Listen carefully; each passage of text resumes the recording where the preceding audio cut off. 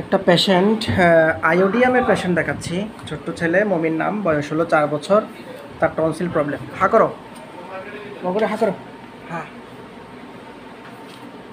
জিভ বাইর করো, দেখি রে বাবা, দেখি দেখি রে, জিভটা বাইর করা।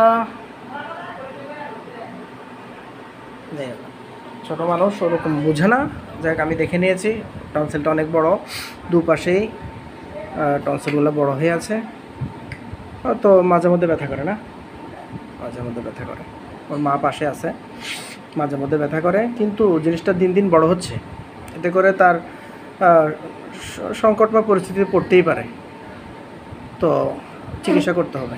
তো এই জায়গাটাতে আমাদের তো অনেক মেডিসিন কাজ করে, আপনারা জানেন। তো বাচ্চাটার ধাতুগত লক্ষণটা খুব ভালো করে কালেকশন করলাম, মানে খুবই বেশি গরম কাতর আর যথেষ্ট রেস্টলেসনেস। ভিডিওতে দেখতেই পাচ্ছেন, স্থির না, রেস্টলেসনেস, অস্থির প্রকৃতির একটা ছেলে। পিপাসাটাও অনেক বেশি, ঘামটাও বেশি, তার ঘামও বেশি, পিপাসাও বেশি, গরমও বেশি।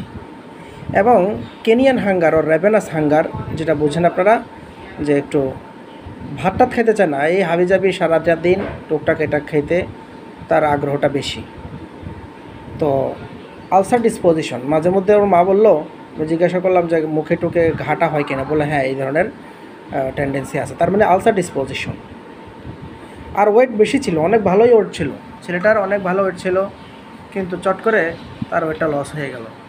খাবার দাবার খায় তাই কিন্তু কাজ করে না, ওই শরীরের ওজনটা অনেকটা কমে গেছে। এদিকে যত গলার টনসিলটা বৃদ্ধি হয়, তত আবার সে ওয়েটটা কমতে থাকে। এটা কিন্তু আয়োডিয়ামের ভালো একটা লক্ষণ। তো তাকে আমি আয়োডিয়াম ওষুধটা প্রেসক্রাইব করলাম 200 পাওয়ারে।